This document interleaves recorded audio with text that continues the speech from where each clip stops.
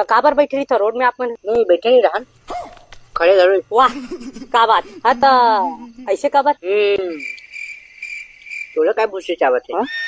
मन चाहे रोड में बैठे रहा चाहे खड़े रहा, अपन काम से काम मतलब रखना। अरे तो रोड है कोनो बैठे के जगह है का? हाँ तो कहाँ बैठा? तो रोड के पाई में बैठा ना यार, बीचों बीच कार बैठा आदमी मतलब कतका परेशानी होती है। आ जाए माँ 2 मिनट रुक कर बेटी।